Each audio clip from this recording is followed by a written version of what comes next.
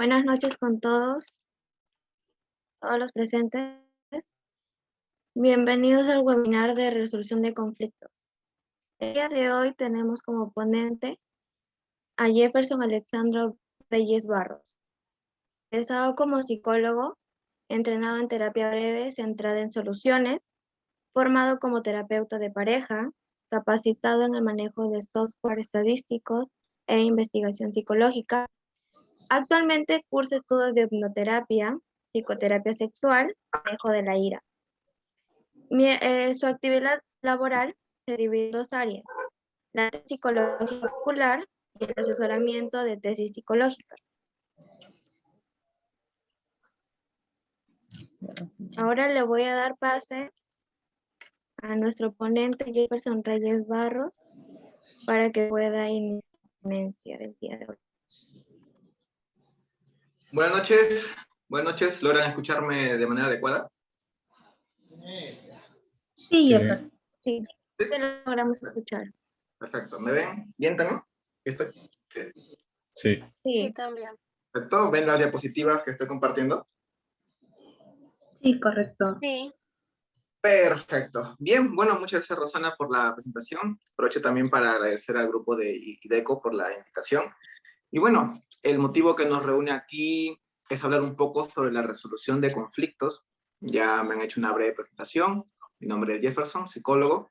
Y el día de hoy vamos a abordar básicamente dos modelos, es decir, dos propuestas, dos formas de cómo poder enfrentarnos a ciertos conflictos, a los conflictos que generalmente suceden en el día a día, y vamos a abocarnos principalmente a aspectos relacionados al ámbito laboral, es decir, al ámbito empresarial, a las organizaciones.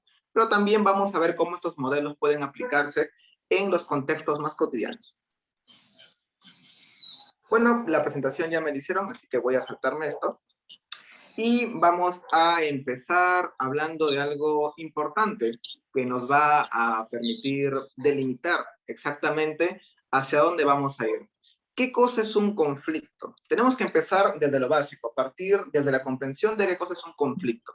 Si bien podemos probablemente imaginarnos, idealizar un poco el conflicto como una pelea meramente, no necesariamente los conflictos son así, ¿ok?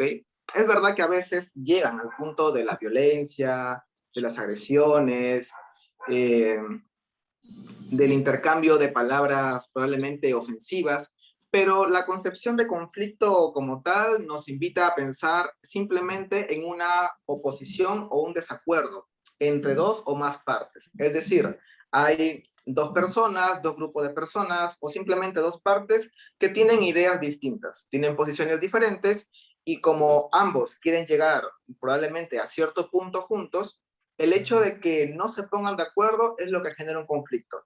El cómo el conflicto se desarrolle a nivel conductual ya escapa un poco meramente del concepto. Es decir, no necesariamente tiene que haber violencia para que sea un conflicto, no necesariamente tiene que haber agresión para que sea un conflicto, basta con que haya un desacuerdo. Entonces, partimos de esta idea para poder comprender el por qué los modelos plantean la propuesta que tienen aquí adelante. Vamos a empezar hablando de un método o un modelo que hace poco estuve estudiando. Es muy interesante, es el método Harvard. Creo que el nombre ya nos va dando una idea de dónde viene.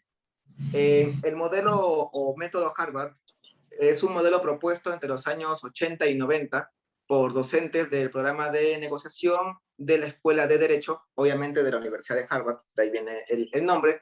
Y lo que propone el modelo es brindarnos ciertos principios, ciertos pasos, por decirlo de alguna manera, para que la persona que esté buscando solucionar un conflicto o que esté negociando la resolución de un conflicto pueda aplicarlos de manera sencilla y poder llegar a la solución más efectiva.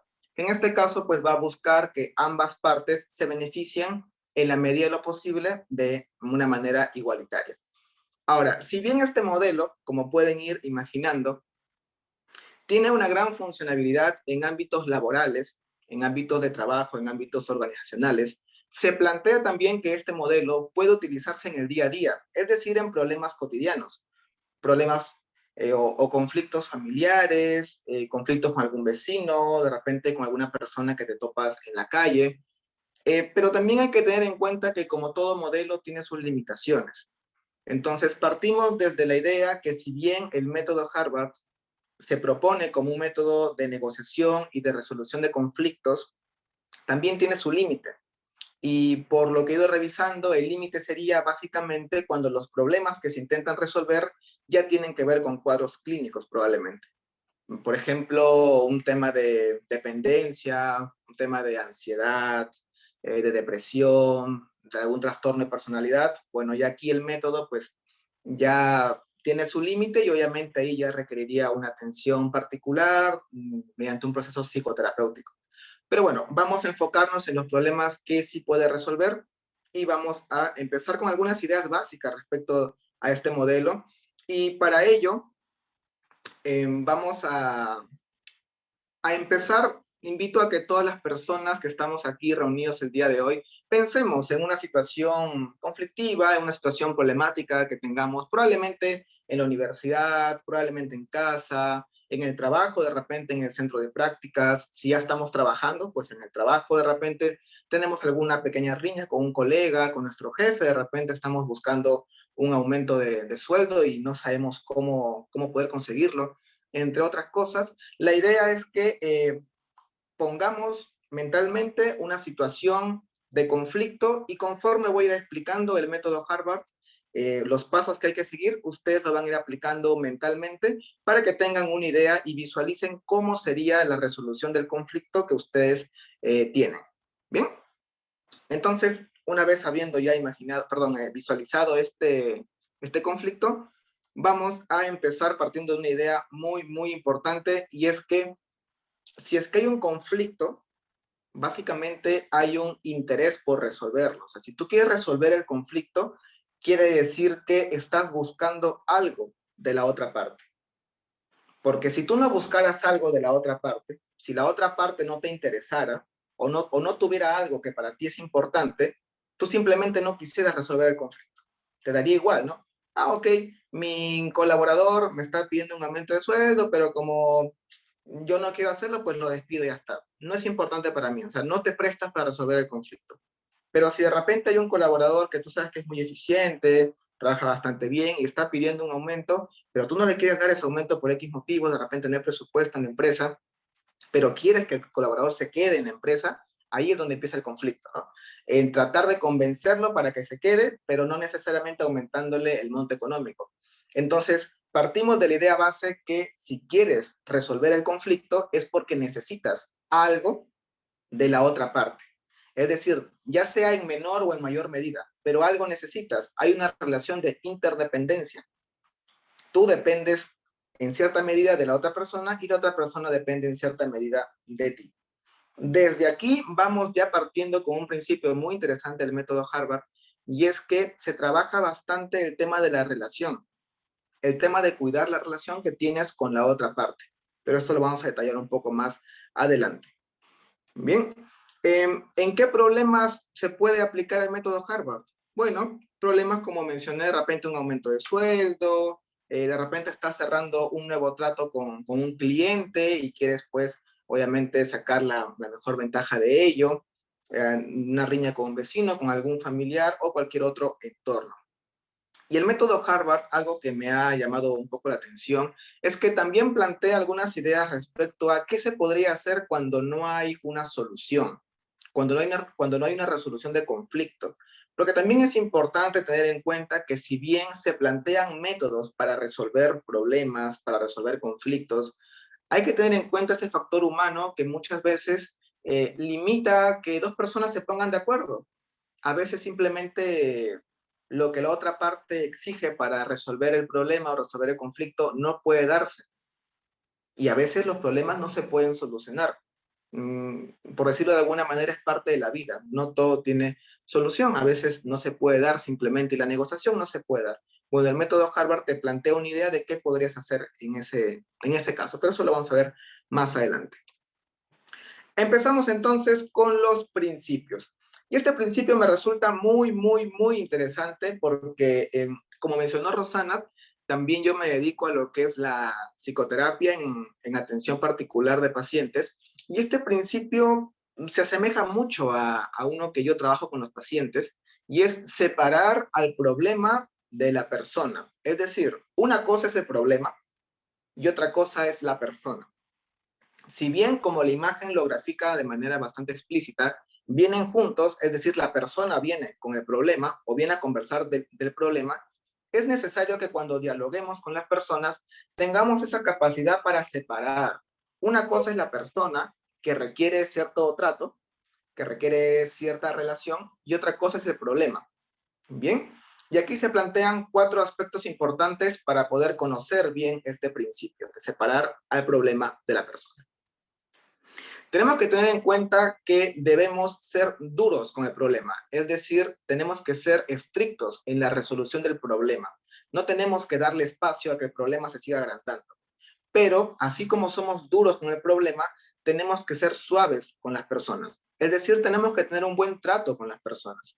Hay que tratar de manera dura el problema, pero hay que tratar bien a las personas. Cuando hablamos de ser duros con el problema, nos referimos a que hay que tomarnos el tiempo de conocer al problema, saber a qué nos estamos enfrentando. Y cuando tengamos una decisión frente al problema, ser firmes frente a las decisiones que estamos tomando. Y también hay que ser objetivos. En este caso, la resolución de problemas se basa bastante también en ello, en ser objetivos, en tomar una decisión basándonos en el conocimiento, no en lo que nosotros sentimos o creemos que podría ser mejor para la empresa o para la relación familiar. No, sino que tomamos decisiones basándonos en el conocimiento. Sabemos que esta estrategia ha funcionado en otros lados, bueno, vamos a implementarla aquí también entonces. Sabemos que la comunicación constante permite mejorar la relación. Bueno, vamos implementando eso porque hay evidencia científica que propone que eso sí sirve. Entonces hay que ser objetivos en la toma de decisiones. ¿Ok? Y cuando decimos que tenemos que ser suaves con las personas, nos referimos a algo muy importante en donde tenemos que cuidar la relación con las personas. Tenemos que cuidar ese vínculo. Ya hablábamos en un inicio de que el método Harvard te plantea esta idea muy interesante de que si tú quieres resolver el problema, quieres resolver el conflicto, es porque necesitas algo de la otra parte. Es decir, hay una relación de interdependencia y hay que cuidar esa relación, hay que cuidarla bastante. ¿Ok? Recuerda que la manera en cómo terminas la negociación del conflicto, la resolución del conflicto, va a ser la misma forma en cómo inicias el siguiente trato con la persona. Entonces, si ese problema que están enfrentando dentro de la empresa, dentro con los colaboradores, dentro de la familia, de repente en otros espacios, de repente llegan a una solución del conflicto, pero la solución del conflicto de repente no se ejecutó de manera adecuada y debilitó un poco el vínculo afectivo que había dentro de la familia o el vínculo laboral que había dentro de la empresa. Entonces, ya encontraste una solución, bacán, felicitaciones, pero debilitaste el vínculo. Para la siguiente vez que venga un problema, los problemas siempre vienen, siempre existen, pues van a empezar a resolverlo, pero ya de mala gana. Entonces, eso hace que los colaboradores también ya no se sientan tan motivados, ya no se sientan tan cómodos, empiezan a tener percepciones negativas de la interacción en la empresa, y eso definitivamente termina afectando a la productividad y a otros aspectos más. Y aquí hay algo interesante que, que quisiera, bueno, lo dejé para el último, y es no ser innecesariamente agresivos. ¿Ya? Para esto es importante diferenciar entre lo que significa violencia y agresión, ¿ya? Para que no se malentiendan, porque de repente se dice, oye, pero ¿cómo que no necesariamente, perdón, innecesariamente agresivos? O sea, que hay momentos en los que tenemos que ser agresivos, y la respuesta es sí, pero hay que entender a qué nos referimos cuando hablamos de agresión.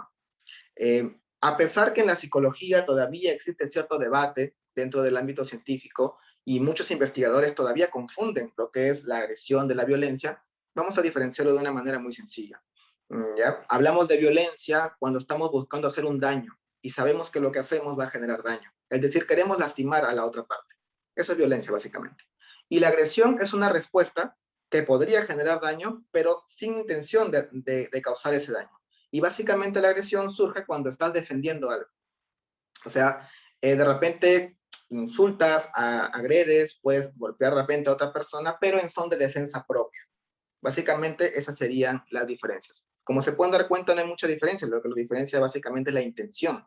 Mientras en la violencia quieres dañar, en la agresión buscas defenderte y como un efecto colateral a veces dañas.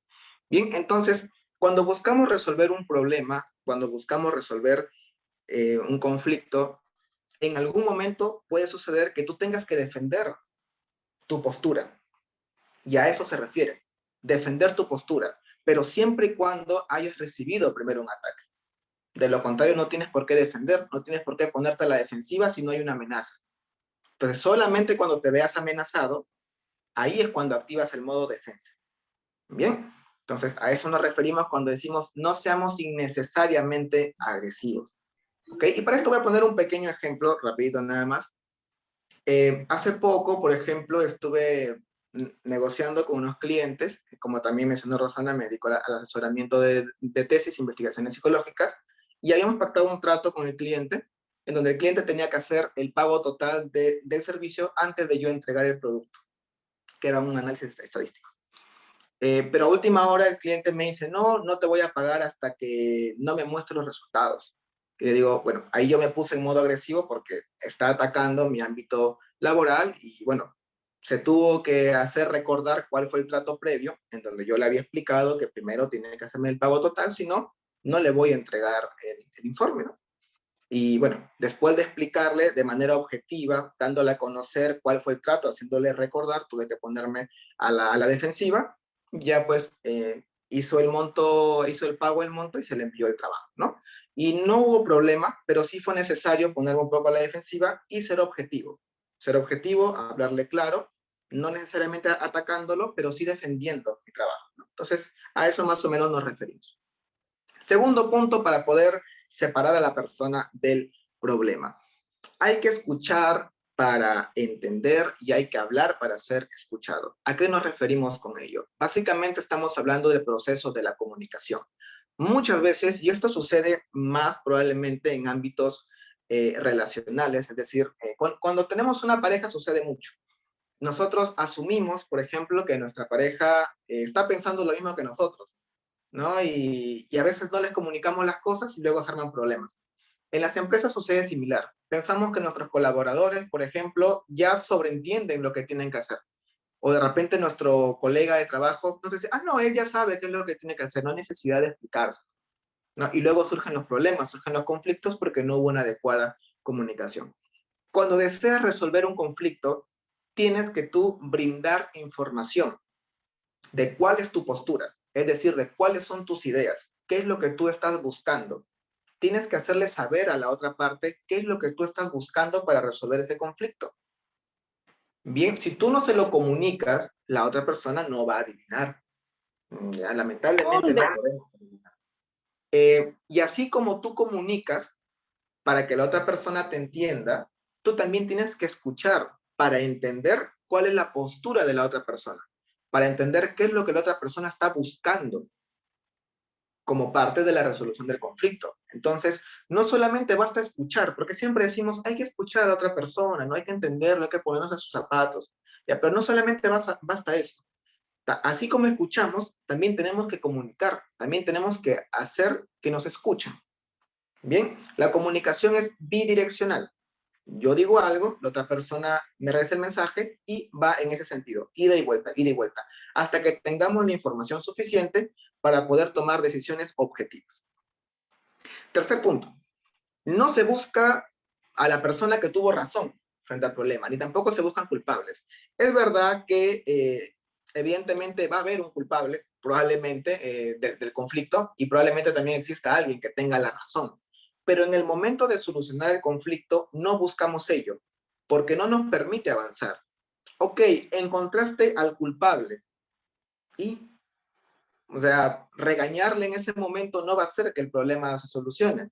Probablemente luego, cuando ya las cosas se hayan calmado, cuando hayan encontrado la solución, ahí de repente, oye, mira, Juan, te veo en mi oficina, ¿no? Mañana quiero conversar contigo. Bueno, ya se solucionó el problema, ya es un buen momento para conversar. Pero justo en el momento que está pasando el conflicto, no es una buena idea empezar a buscar a los superhéroes y a los antagonistas. No es buena idea. Hay que priorizar la solución del conflicto. Y tercer punto, bastante importante, cuidar el impacto emocional. Recordemos que finalmente, indistintamente del espacio en donde nos encontremos, estamos tratando con personas, con seres humanos.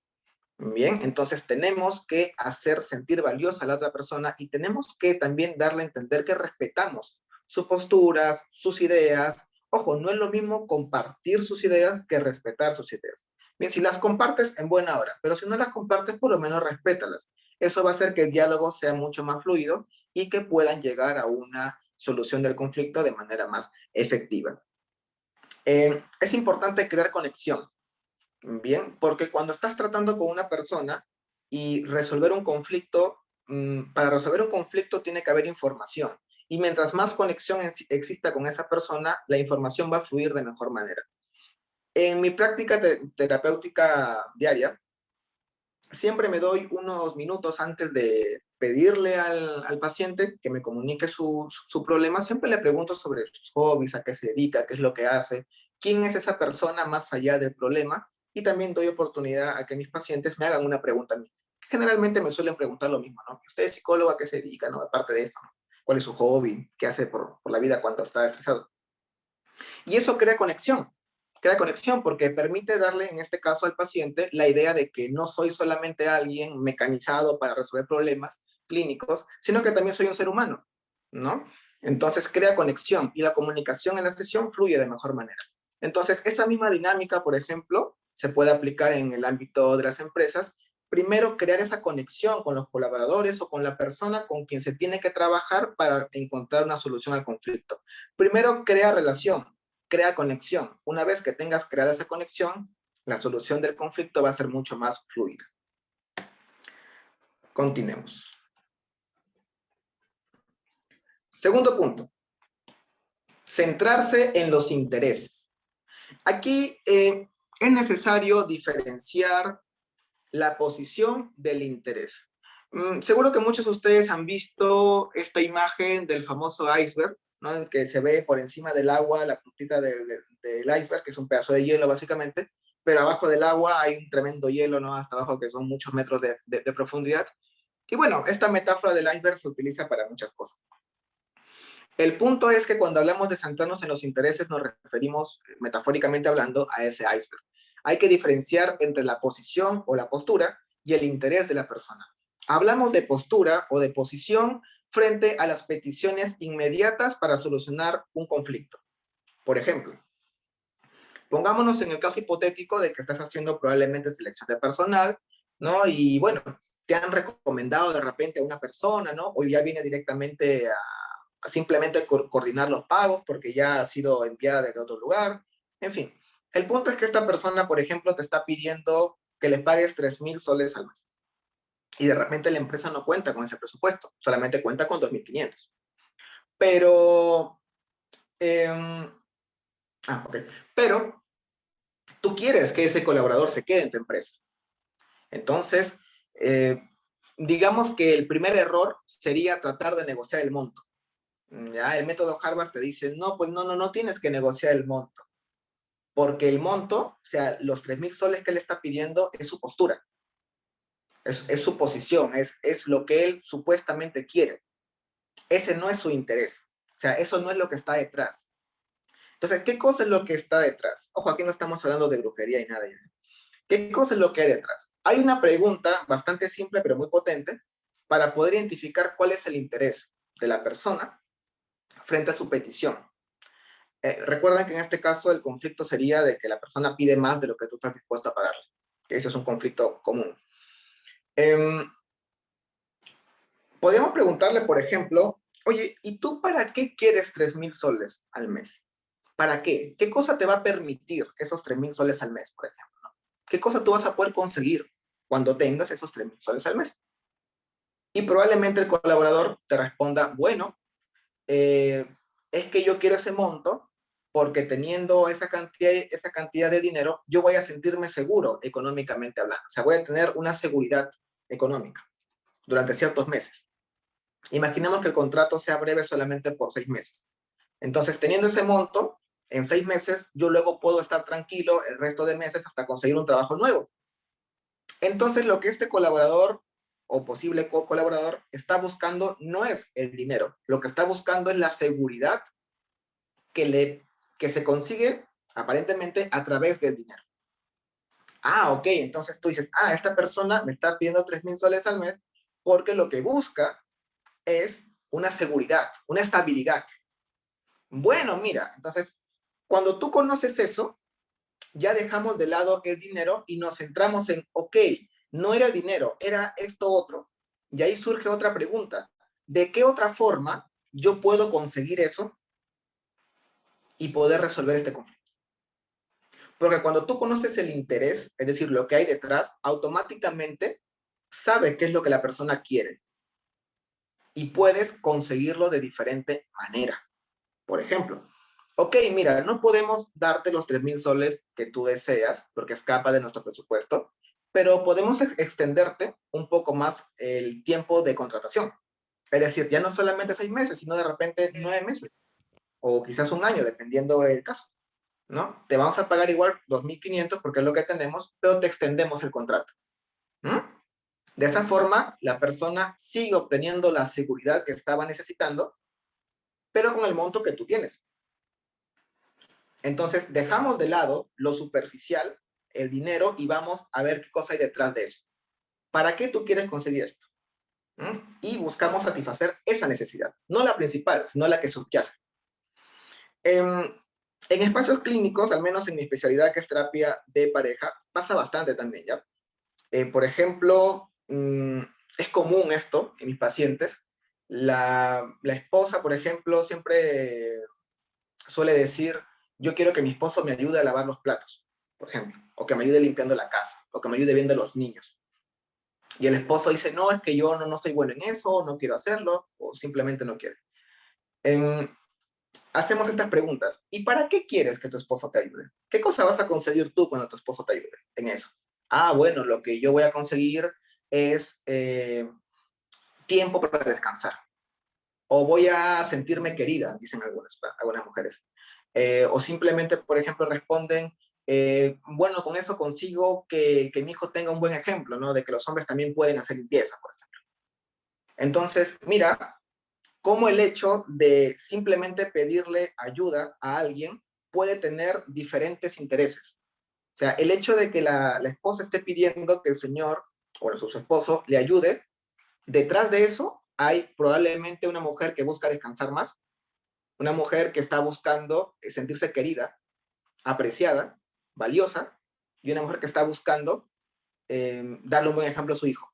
Entonces, ahí es cuando buscar el interés cobra sentido, porque esa fachada de yo quiero esto es superficial, tenemos que atacar a lo que hay detrás. Y bueno, en terapia de pareja también, ¿no? Bueno, ok, entonces ya sabemos qué es lo que desea y vemos formas alternativas de conseguir eso.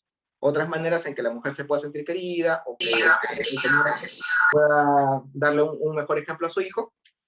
Y luego finalmente ya es un tema más terapéutico, pero la relación mejora, ¿no? Entonces hay que buscar el interés, lo que hay detrás de la fachada. Bien, otro punto importante, es necesario conocer la situación para resolverla.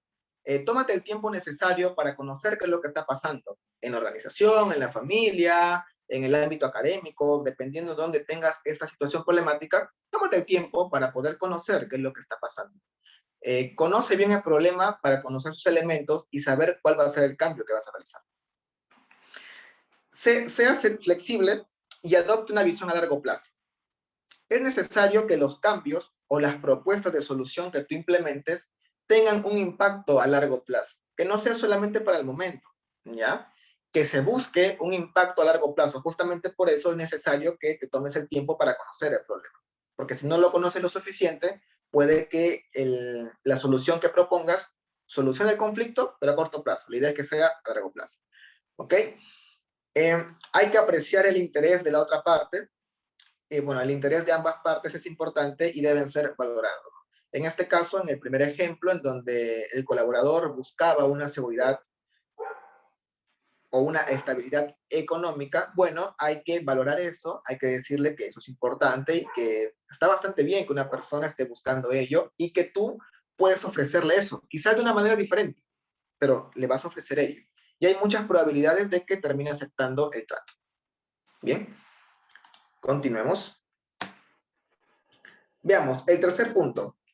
Inventar opciones de beneficio mutuo. Es decir, con esto estamos dejando bastante en claro que ambas partes tienen que salir beneficiadas. No basta con que solamente tú como empresa salgas beneficiado, o que el colaborador salga beneficiado, o que tu pareja salga beneficiada, o que tú salgas beneficiada, nada más que tu pareja no. Cuando hay un conflicto, se asume que la resolución invita a que ambas partes puedan obtener un beneficio de ello.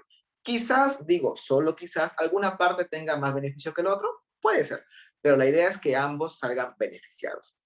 ¿Ok? Y aquí hablamos ya de las ideas que vamos a tener. Muchas veces, quizás de repente personas que tienen más experiencia en ciertos ámbitos ya tienen, como quien dice, sus soluciones prediseñadas, ¿no? Es decir, ya saben que cuando hay cierto problema, van a hacer esto, cuando hay otro problema, van a hacer esto. Pero también hay que darnos espacio a siempre tratar de innovar con las propuestas de solución. Hay que tomarnos el tiempo para ir proponiendo cosas nuevas. ¿Por qué? Porque las dinámicas, tanto a nivel humano como a nivel laboral, van cambiando, se van renovando. Siempre hay actualizaciones. Y no puede ser que en pleno 2021 esté solucionando los problemas como si estuviera en el 2010. Ya entonces tienes que proponer ideas novedosas, tienes que proponer cosas que se adapten al contexto actual. Y el contexto actual propio de la etapa en la que estamos viviendo es cambiante de forma acelerada. Bien, entonces proponer ideas novedosas, siempre pensar en cosas novedosas. Bien, segundo punto, la falacia del juego de suma cero. Es decir, como mencioné hace un momento, no puede ser de que una persona se vea beneficiada y la otra no. Ambas tienen que salir beneficiadas. Recuerda que esto no es una competencia. Ya tú estás buscando solucionar un conflicto. Y como dijimos al inicio, si estás buscando solucionar un conflicto es porque hay una interdependencia y tú requieres algo de esa otra parte. Así que mejor trátala bonito porque requieres algo de esa otra persona o de ese otro ámbito. Bien, entonces esto no es una competencia. No buscamos un ganador ni un perdedor. No es fútbol, no queremos meter goles. Queremos salir ambos ganadores. Bien. No apuestes por las soluciones inmediatas. Recuerda lo que decía al principio anterior, visualízate a largo plazo. Si bien las soluciones inmediatas pueden ser una idea tentadora, es decir, de repente una solución rápida a la empresa le cuesta poco y a ti te quita poca energía. Ya, pero si lo solucionas a corto plazo, quiere decir que la próxima semana, el próximo mes, nuevamente vas a tener ese problema probablemente, y nuevamente vas a tener que invertir, y nuevamente eso. Entonces, en lugar de estar llamando a un profesional externo cada mes para que venga a solucionarte un problema a la empresa, capacita a tu personal en la resolución de ese problema. Si sabes que se va a presentar siempre, a largo plazo te conviene que el personal esté capacitado en ese tipo de intervenciones para no estar gastando mensual a un factor externo. ¿No? Aparte que pues los colaboradores terminan agradeciendo siempre el tema de la capacitación, ya que ellos también como profesionales los enriquece bastante. Entonces, toma decisiones conociendo el problema, visualizando siempre hacia el futuro a largo plazo y no te apresures a tomar las decisiones. Tienen que ser ideas novedosas, ideas en donde ambas partes salgan beneficiadas y, repito, no apuestes por las soluciones inmediatas. Siempre hay que proponer un plan, una estrategia, hay que ser coherentes. ¿Eh? Disculpen, voy a tomar un poquito de agüita.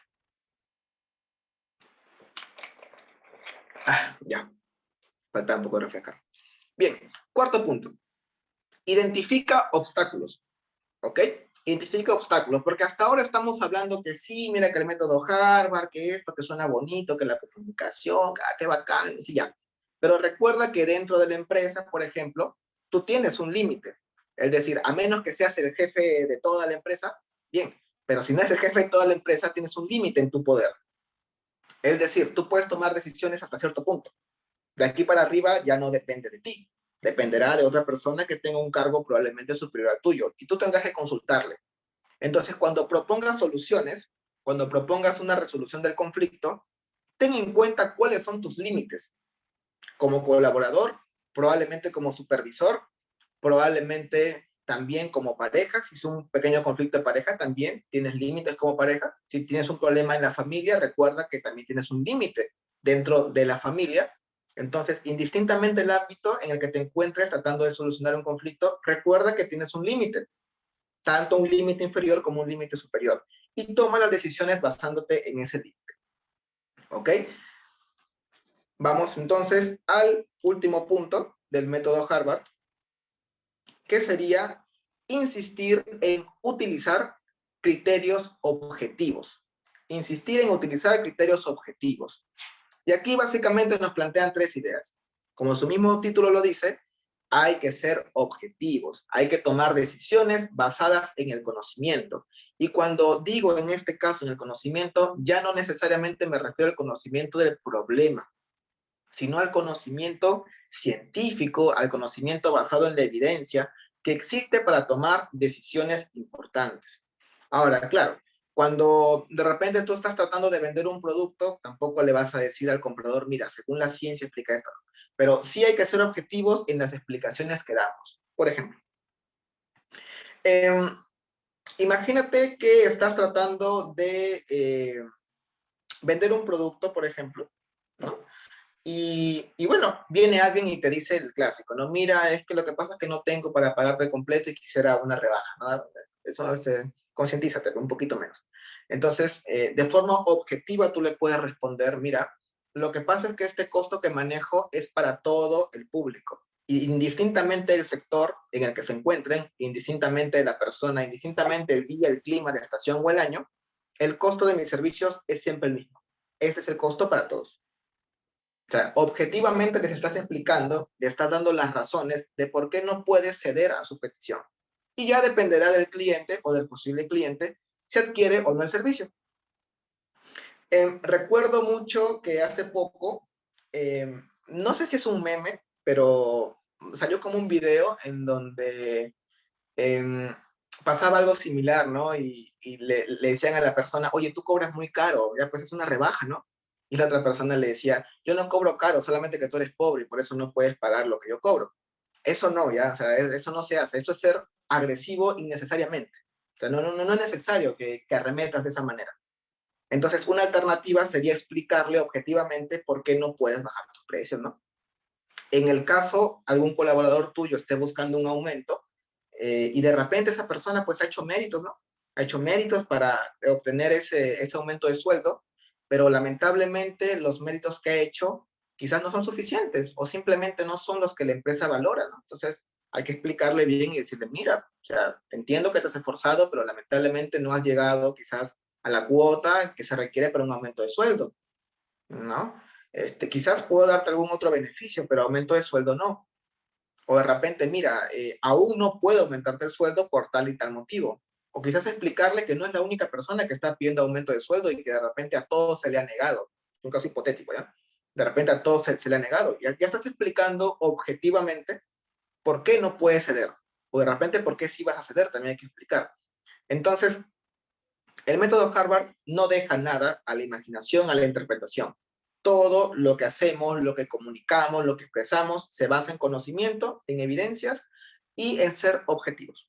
Bien, aquí hay una pregunta, dice, ¿de qué manera hacemos entender a la otra parte que la solución que proponemos es la más adecuada, la más eficiente, la más realista?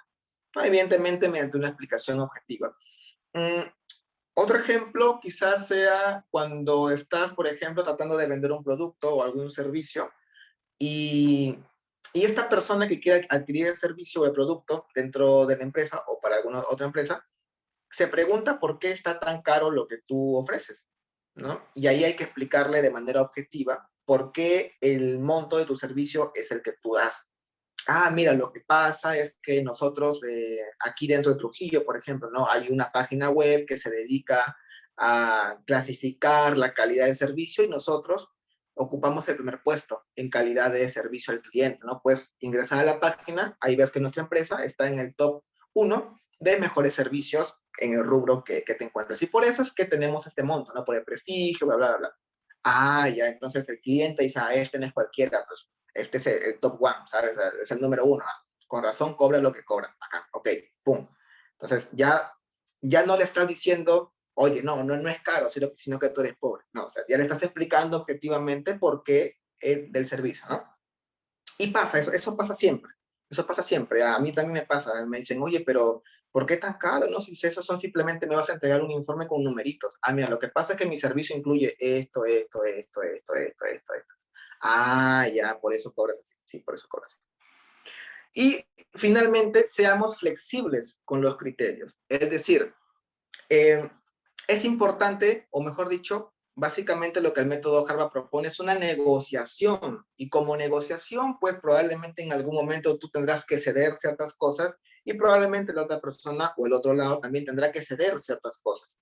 Entonces, hay que recordar que finalmente la resolución de un conflicto se da mediante una negociación. Y una negociación, pues, es llegar a acuerdos. Acuerdos que de repente a ti te benefician, quizás no en la medida de lo que esperabas, pero finalmente te terminan beneficiando, o por la otra parte igual, de repente la otra parte se ve beneficiada, pero no tanto como quiso, pero igual se lleva un beneficio sustancial. Entonces recuerden que se trata de negociación. En ese sentido hay que ser flexibles. Bien, bien. El método Harvard llega hasta aquí. O sea, es decir, los pasos que hay que seguir, las consideraciones son esas. Pero ¿qué pasa cuando de repente tenemos miedo, no tenemos un temor en que el trato no se vaya a dar o que la situación en la que estamos tratando de resolver no se pueda resolver? Y finalmente perdamos a ese colaborador, perdamos a ese nuevo negocio que estábamos haciendo, perdamos auspicio de repente, ¿no? Probablemente también suceda ello. ¿Qué cosa podemos hacer? Bueno, aquí te proponen que desarrolles el BATNA. BATNA son unas siglas que en español significa mejor alternativa, o sea, es decir, vas a elegir la mejor alternativa posible a un acuerdo negociado. Y lo que te invita es a analizar lo que tienes fuera de la negociación. Es decir, básicamente lo que te explica es que debes tener un buen plan B. Ok, tú vas a una entrevista de trabajo, tú sabes, tú estás capacitado, tú dices, bueno, yo he estudiado 5 años y medio, me he formado en tal cosa, soy especialista en recursos humanos, soy especialista de repente en el manejo de grupos o en lo que seas especialista, y yo sé que mi trabajo vale tanto, ¿no? Yo no voy a aceptar menos de 4,000 soles al mes. El BATNA lo que te propone es básicamente que te hagas esta pregunta. Oye, ¿y si el trato no sale como yo quería que salga? O sea, si no me terminan contratando, porque de repente nada más tienen 2,500, ¿no? Yo no quiero aceptar 2,500, es muy poco.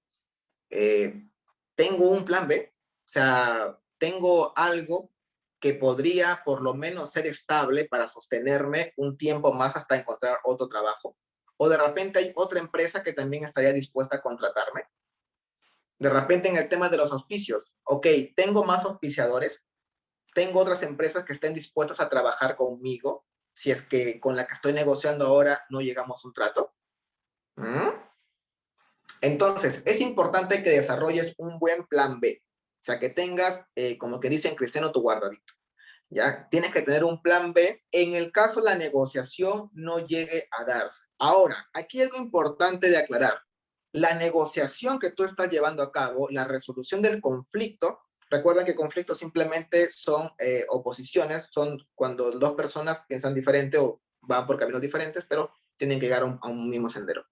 Entonces, cuando tenemos este conflicto, tenemos que tener en claro que la resolución del conflicto, es decir, la negociación que vamos a hacer, tiene que ser mejor que nuestro plan B. ¿Ya? O sea, la negociación que estamos llevando a cabo, la resolución del conflicto, tiene que ser mejor que nuestro plan B. Porque si no va a ser mejor que el plan B, no gastes energía en vano, pues tu plan B es mejor. ¿Ya? Entonces, la resolución del conflicto o el trato al que quieres llegar tiene que ser mejor que ese plan B. Y recuerda, eso es importante, recuerda que no estás negociando, o sea, no estás tratando de resolver el conflicto simplemente para llegar a un acuerdo. No, lo que tú estás haciendo es negociando, tratando de resolver el conflicto para que esa nueva estrategia, para que ese nuevo plan, para que esa nueva solución se desarrolle. Es decir, no negocies para llegar a un acuerdo, sino para que ese acuerdo se desarrolle en la empresa.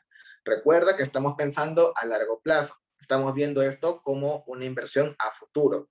Nos estamos tomando el tiempo para analizar cuál es la mejor opción y por ello es que el método Harvard te propone siempre visualizar a largo plazo.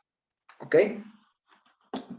Vamos a ver, bueno, esto es una idea final respecto al método Harvard. Después de esto, voy a dar algunas ideas finales respecto a otro modelo, pero vamos a ser muy breves en ello. Bien, respecto al método Harvard, ¿qué te propone a entender como un buen acuerdo? Dice, un buen acuerdo recoge los intereses de todas las partes, priorizando las mejores soluciones al problema. Dichas soluciones deben tener un criterio objetivo y haberse alcanzado mediante una comunicación bidireccional, fortaleciendo los vínculos entre las partes. Recuerda que este acuerdo debe ser mejor que el BATNA, es decir, debe ser mejor que tu plan B. ¿Ok?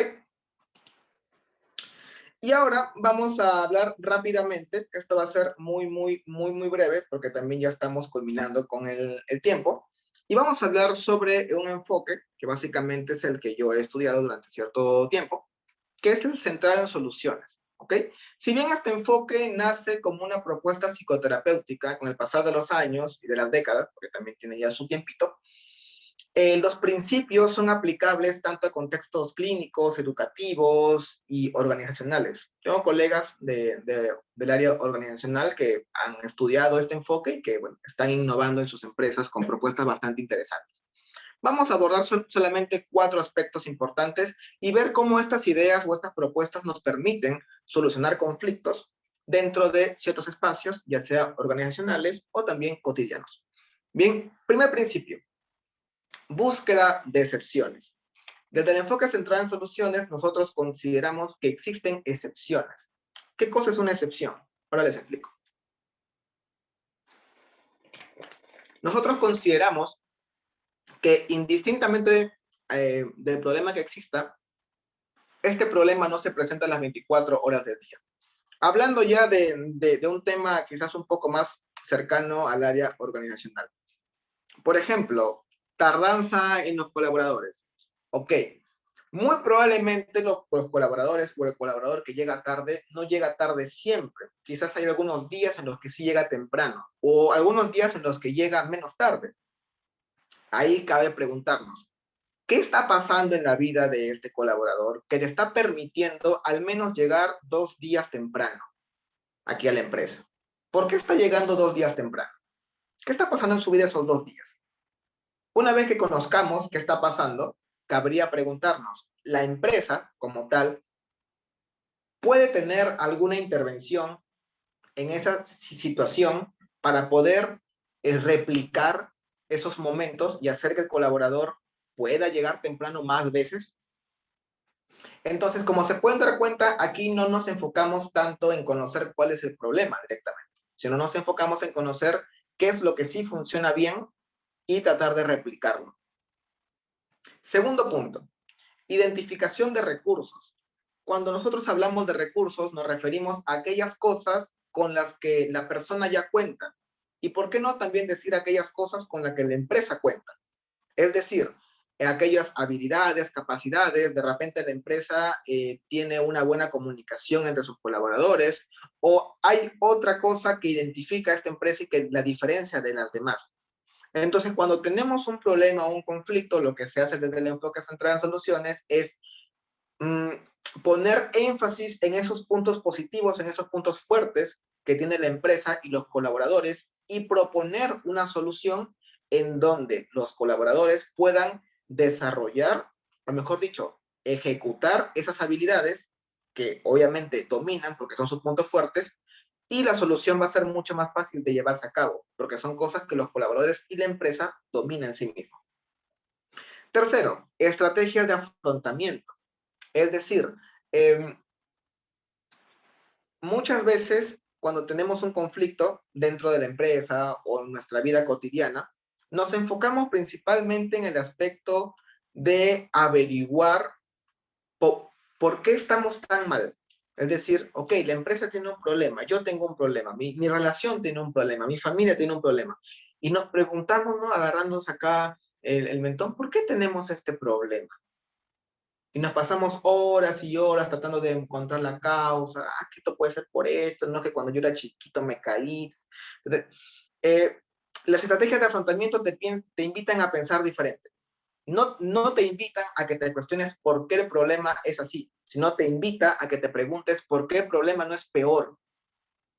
Mi maestro siempre me decía, indistintamente el problema que tú tengas, ten por seguro que puede ser peor. Entonces, en un problema dentro de la organización, dentro de la empresa, cabría preguntarnos, oye, ¿por qué nuestra empresa no está más peor de lo que está? ¿Por qué si hay un conflicto entre los colaboradores, por qué este conflicto no está peor de lo que está? ¿Qué está pasando dentro de la empresa que está permitiendo que el problema no empeore? ¿Mm? Son preguntas interesantes y lo que hace resolver estas preguntas es permitirte conocer cuáles son aquellas cosas que de repente tú sin darte cuenta estás haciendo para que el problema no empeore.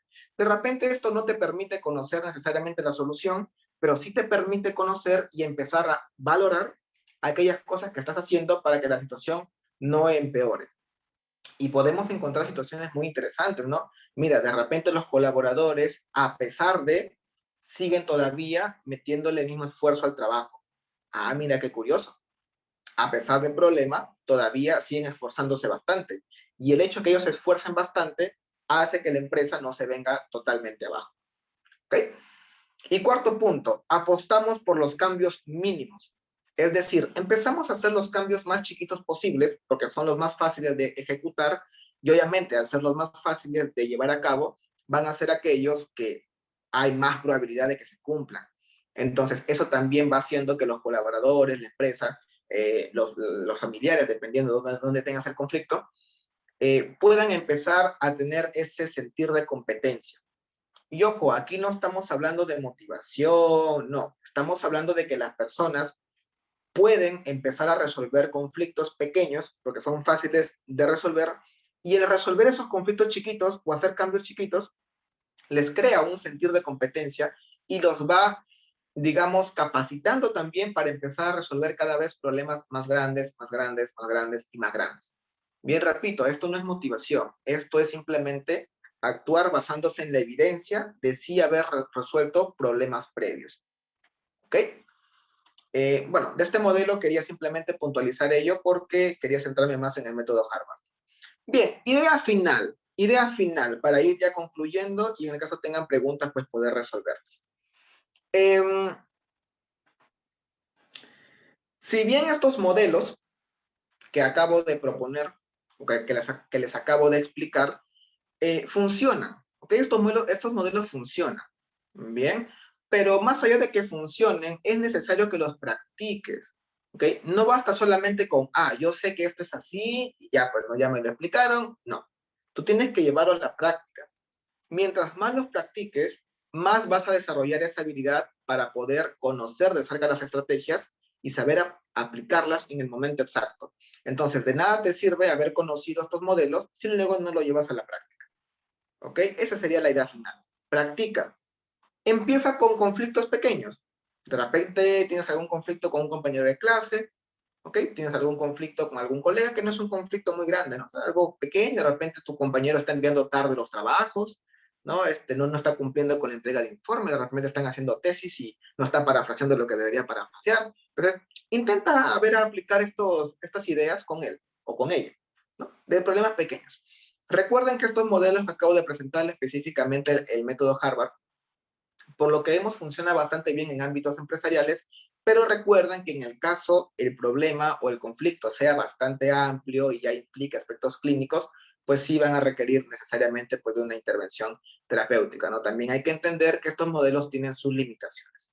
Miren, funcionan bien para muchos puntos, pero hasta cierto punto nada más, ¿no? Por ejemplo, hay una parte del método Harvard que te plantea que hables siempre con objetividad y que seas racional y que seas objetivo. Ya, a ver, sé objetivo con tu pareja que está celoso o celosa por X motivo. De nada te va a servir ser objetivo en ese momento. El problema simplemente lo vas a empeorar. Entonces, ahí, por ejemplo, ya requiere después de una intervención clínica, ¿no? Ya estos métodos son simplemente para problemas más prácticos, más de la vida cotidiana. Bien, Entonces, por mi parte, ha sido todo. Me parece que Rosana por ahí apuntó algunas preguntas, o no sé si por ahí las personas tienen preguntas respecto a lo que estoy proponiendo aquí el día de hoy. De ser así, creo que podríamos empezar con las preguntas.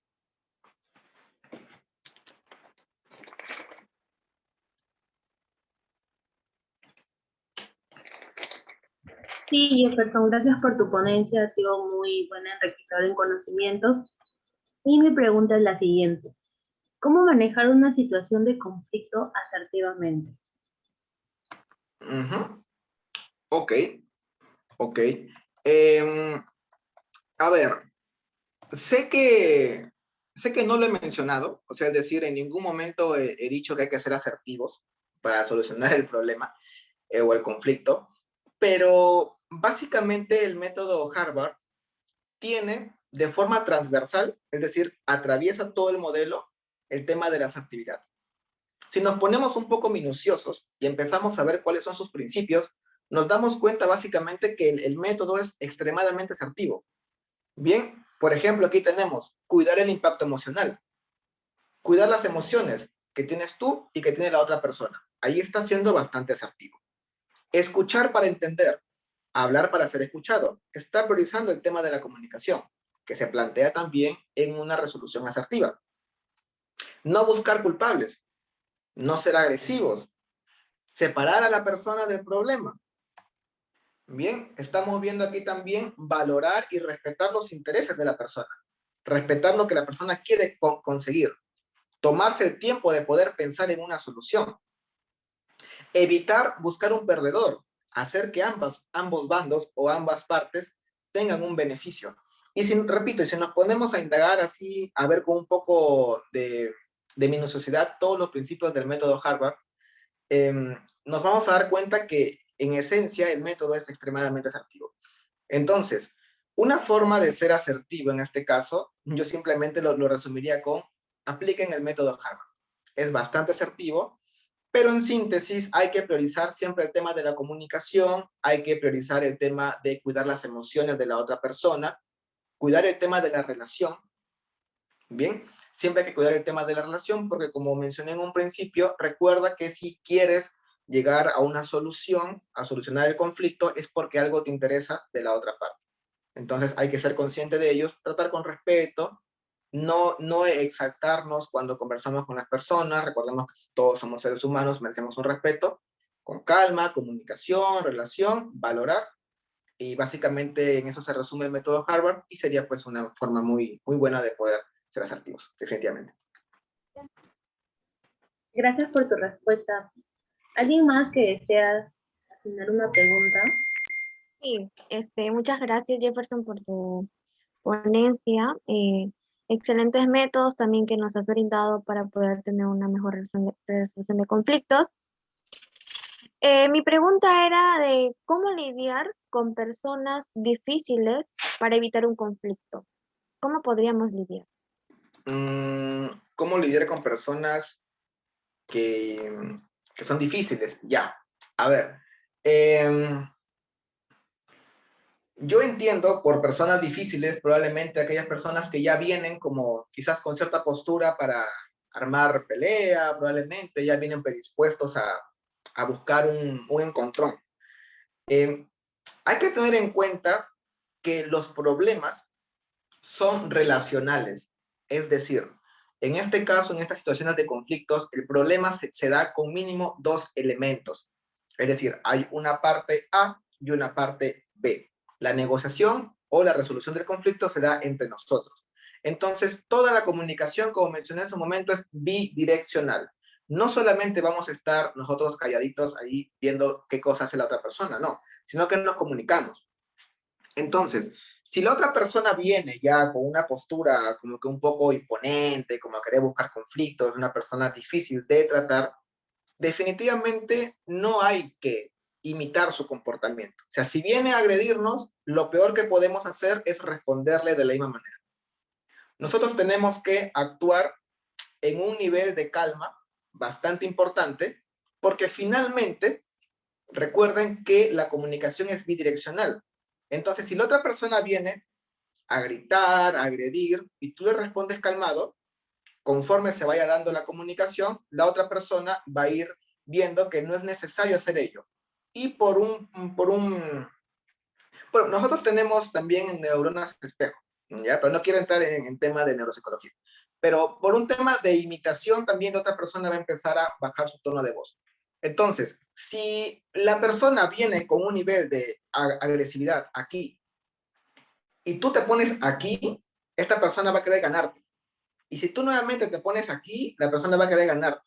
En cambio, si la persona viene con un nivel de agresividad aquí y tú te pones aquí, puedes conseguir dos cosas.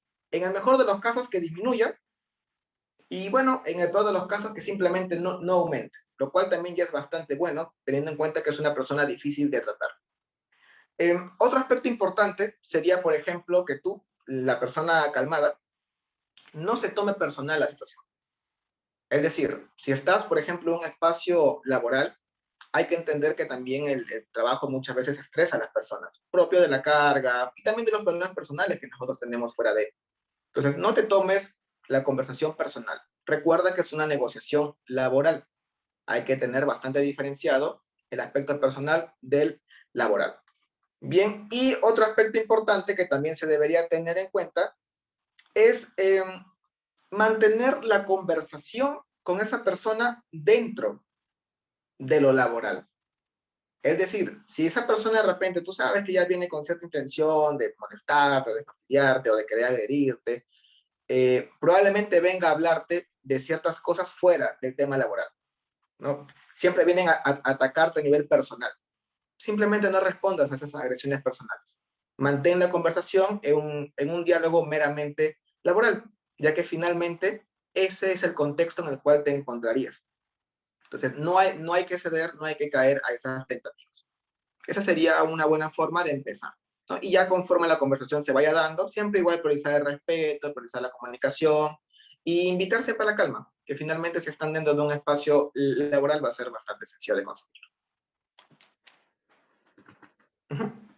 Eso. Bien, Jefferson, te comento de que en el chat Luis Mendoza nos refiere que hace varios años vi que en un local de Telefónica un cliente empezó a gritar por el tiempo que llevaba ahí sin que lo atendiera.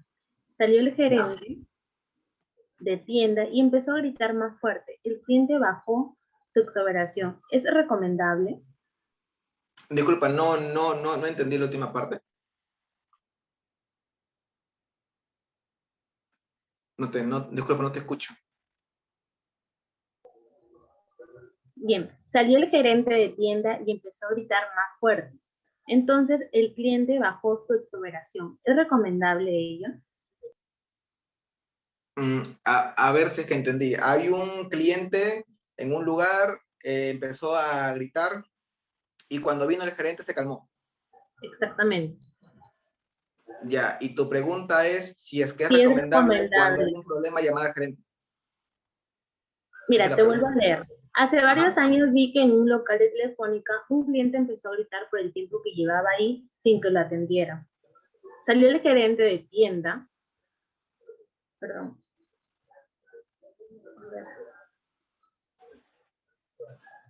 Salió el gerente de tienda y empezó a gritar más fuerte. El cliente bajó su exoneración. ¿Es recomendable? Ya, ahí yo tengo una pregunta. ¿Es recomendable qué cosa? ¿Qué cosa sería recomendable? Es lo que no Sí, es termina de que entender. me refiero a que seguro el gerente hable más fuerte que el cliente. Y es por ello que el cliente Ah, puede gritar. ya, ya. Ok, entonces la situación es que el cliente empezó a gritar, vino el gerente y el gerente gritó más fuerte que él y el cliente se calmó.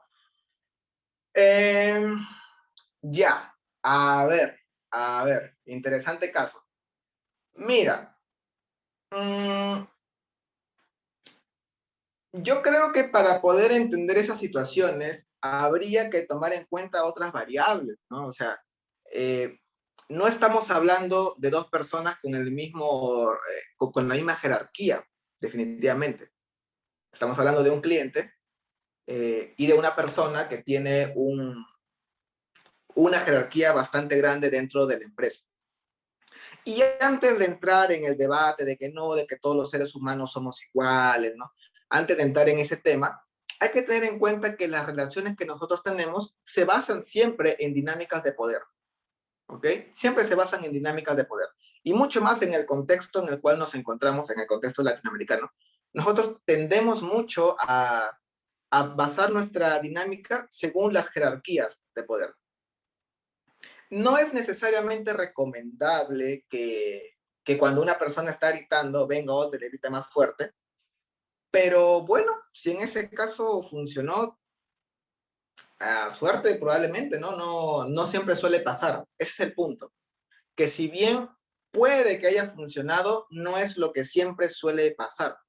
Porque probablemente si es que el cliente, vamos ya a entrar un poco en el ámbito de lo hipotético, si es que el cliente, por ejemplo, tuviera algún cuadro clínico, el hecho de que otra persona venga y le grite puede simplemente hacer que ese cuadro salga más a flote. Bien, entonces, si bien en algunos casos ponerse por encima de la persona agresiva funciona, no necesariamente es lo que se recomienda hacer, porque no siempre te termina teniendo una buena conclusión. ¿De dónde sabemos que esa persona que está gritando sea bastante violenta?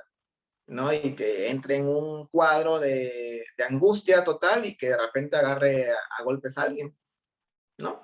Ahora, también hay que tener en cuenta otra cosa, ¿no? O sea, está dentro de la empresa Movistar, creo, está dentro de la empresa, ¿y por qué los de seguridad no hicieron nada, no? O sea, también hay otras variables que hay que tener en cuenta ahí, ¿no? Pero, como repito, si bien pudo funcionar en su momento, no necesariamente es lo que se recomienda hacer. Bien. Y ya pues también para ponerte a gritar en un espacio público, ya ahí hablamos de otros factores mentales, ¿no? Probablemente baja capacidad emocional para controlar impulsos, ¿no? Y son temas un poquito más críticos en realidad.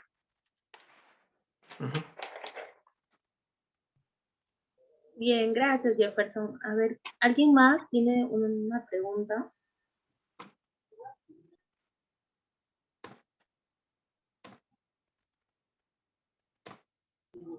Bien, Eric. Sí, te escuchamos. Ok. Muy buenas noches, psicólogo Jefferson. Hola. Sí, tengo una preguntita.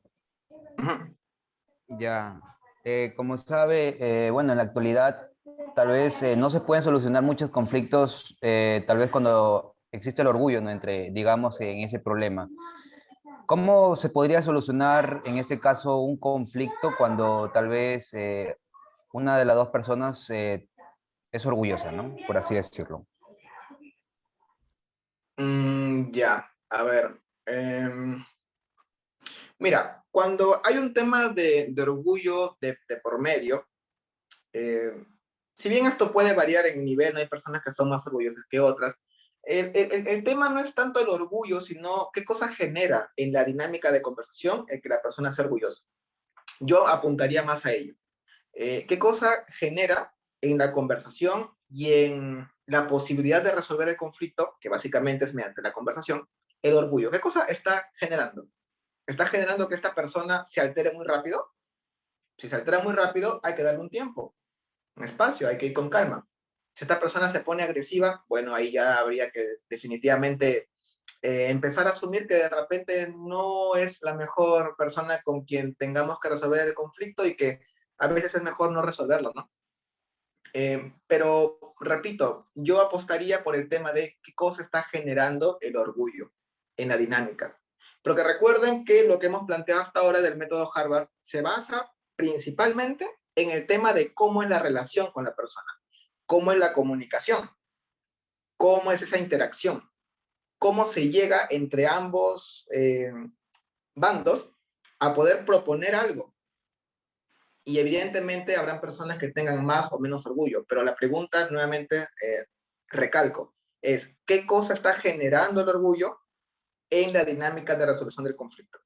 Dependiendo de lo que genere, se va a proponer probablemente pausar la negociación, invitar a otras personas de repente, invitar a otras personas que también puedan apoyarnos en la negociación, quizás también si es que habría la posibilidad, no sé, esta persona es muy orgullosa y definitivamente vemos que no es tratable, porque hay personas que sencillamente no son tratables para este tipo de dinámicas, pues buscar a alguien más que pueda representar a esta persona y que venga en su representación para poder conversar tranquilamente. Que también sucede, en algunos casos, las empresas tienen sus representantes, o por áreas hay representantes, que saben que son las personas más adecuadas para resolver conflictos.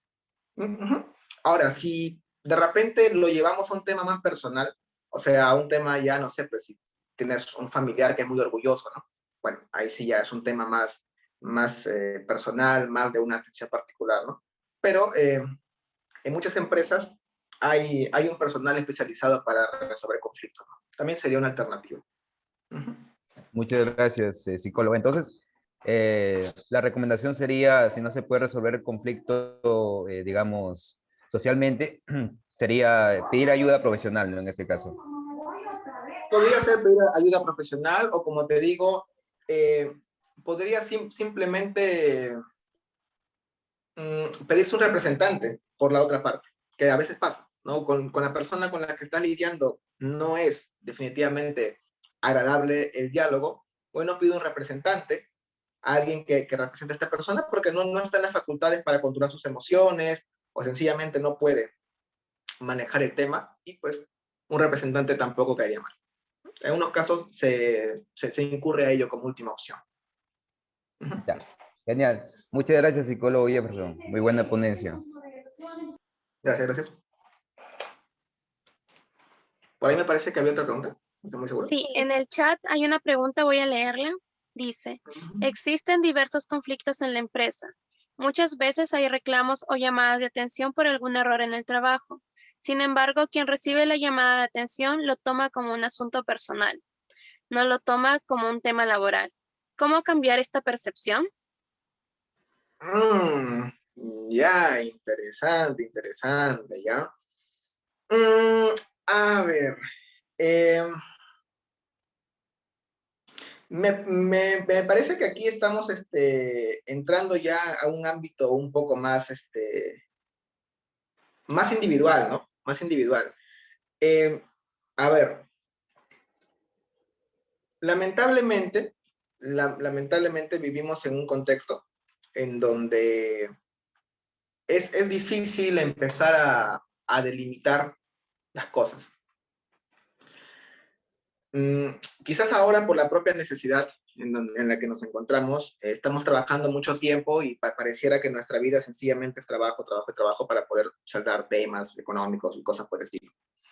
¿Ya? El tema de tomarse personal lo que sucede en el trabajo, si bien es cierto, hasta cierto punto es inevitable. O sea, es decir, finalmente el trabajo forma parte de tu vida. Entonces lo que sucede ahí innegablemente te va a afectar, en mayor o en menor medida. Y claro, justamente cuando hablamos de que hay reclamos o llamadas de atención por algún error en el trabajo, dice, sin embargo, quien recibe la llamada de atención lo toma como un asunto personal.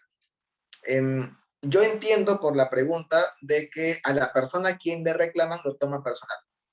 Claro, básicamente te están diciendo que estás trabajando mal, o sea, eso te va a afectar.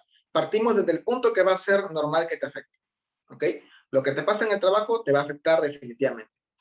Ahora, una alternativa para ello sería que los espacios que tú tengas fuera del trabajo te permitan regular esas emociones que sacas del trabajo.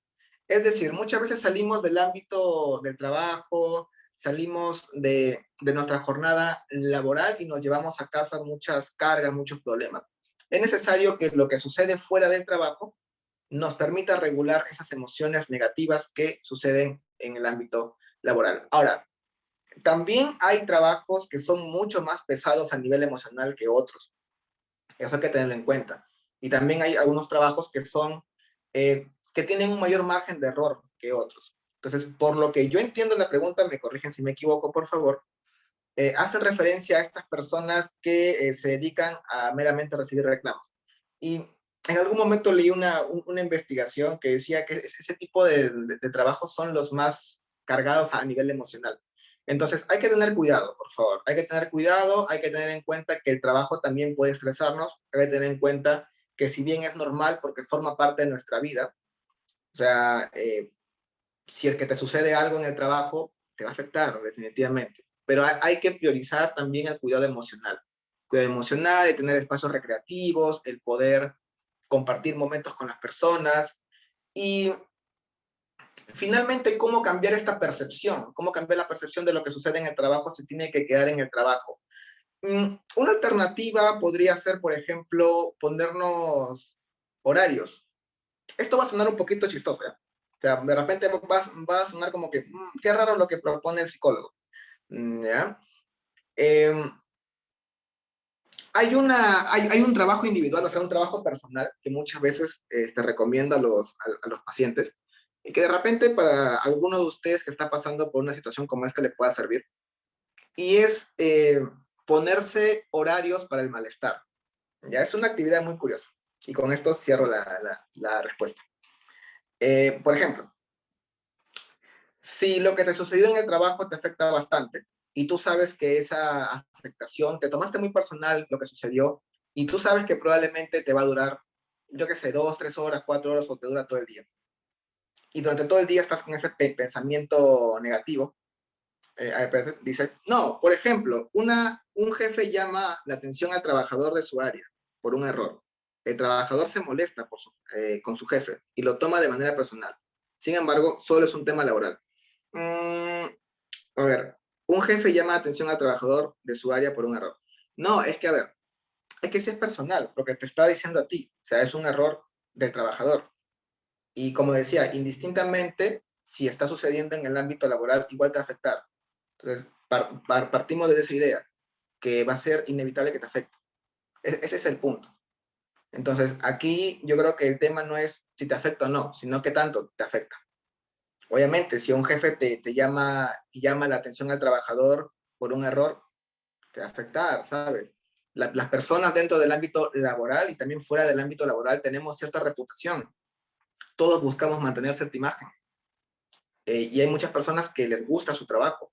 Entonces, imagínate que a ti te guste tu trabajo y que te llamen la atención de ello. Ya no va solamente en contra de tu trabajo, sino en contra de tu identidad. Recuerden que tanto el ámbito laboral, familiar, social, personal, conforma una identidad de nosotros. Nosotros tenemos una identidad, ¿ya? Y cuando vemos esa identidad amenazada o atacada, nos sentimos inevitablemente mal. Entonces, repito, el tema es que hay jefes que no quieren llamar la atención a sus empleados porque quieren evitar que sus trabajadores tengan equino con él. Ya, mira, aquí ya, por ejemplo, estamos entrando en otro terreno, ¿no? Aquí estamos entrando en el terreno de cómo se manejan las relaciones dentro de la empresa, ¿no? Aquí ya no hablamos de un tema personal, sino hablamos de un tema relacional. Es decir, tiene que trabajarse definitivamente el tema de la comunicación en la empresa. De repente, probablemente, el cómo se está llamando la atención al colaborador también influye bastante, ¿eh? O sea, el cómo tú le comunicas esta mala noticia, el cómo tú llamas la atención del error, también puede estar generando que se sienta mal. Obviamente no se va a sentir bien después de que le llamen la atención, pero sí hay posibilidad de que se sienta menos mal. Entonces, ya lo que tú estás planteando es un tema de comunicación, definitivamente. Y ahí, pues, tiene que haber una intervención meramente organizacional, un tema de cambiar dinámica, de cambiar el lenguaje y de ese tipo de aspectos. Sí, es un tema más macro, ya no es individual, es un tema más amplio, por el ejemplo que planteas, Luis.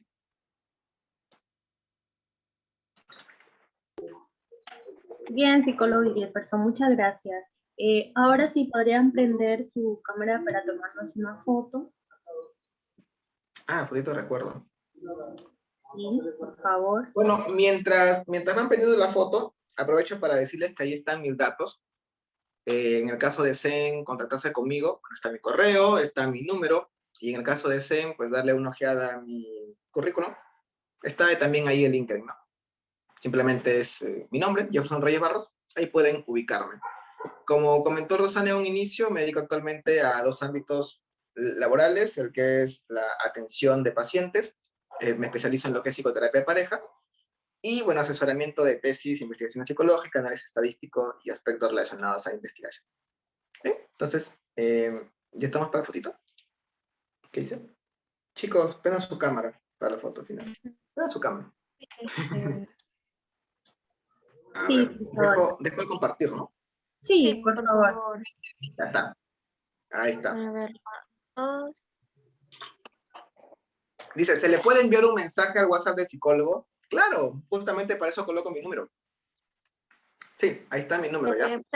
También lo voy a enviar por el grupo que tenemos para que lo puedan tener. Y si alguna Acá. cosita necesitan, ahí va a estar él para atender. Listo. Muchos thank yous. Listo. Estamos. Me avisa para sonreír, por favor. A ver, 3, 2, 1. Ya. Acá, porque no tengo una bonita sonrisa. Ya. Bueno, muchas gracias por haber asistido a las 30 y tantas personas que estuvieron en un inicio. Nos hemos quedado 25 sobrevivientes. Muchas gracias. Agradezco a Ireco y a Rosana, quien fue la persona que me contactó en primera mano. Agradezco la confianza. Y bueno, el hecho que hayamos llegado bastante hasta el final, creo que de una u otra forma, al parecer el tema les ha interesado, ¿no? Igual aprovecho también para comunicarle a todos los que están aquí, si en algún momento requieren algún tipo, de repente que dé una charla en otro lugar, tienen también sus organizaciones, pueden contactarme, no tengo ningún problema en apoyarles con ello, ¿ya? Y como, bueno, mencioné, está mi número, me pueden escribir para cualquier cosa, por favor, estoy ahí dispuesto a apoyarles a todos, ¿bien? Gracias, Jefferson. Quisiera compartir Muchas un video gracias. acerca de las siguientes ponentes que van a venir. Voy a compartir.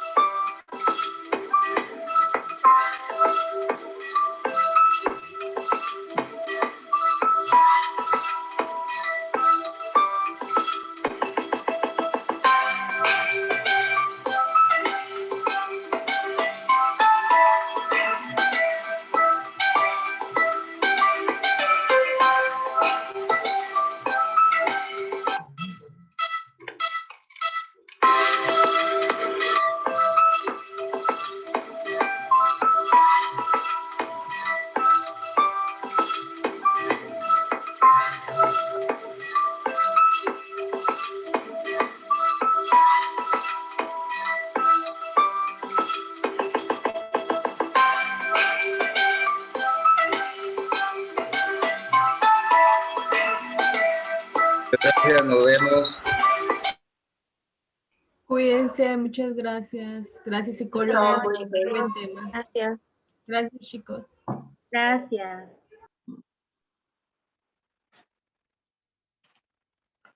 A ver.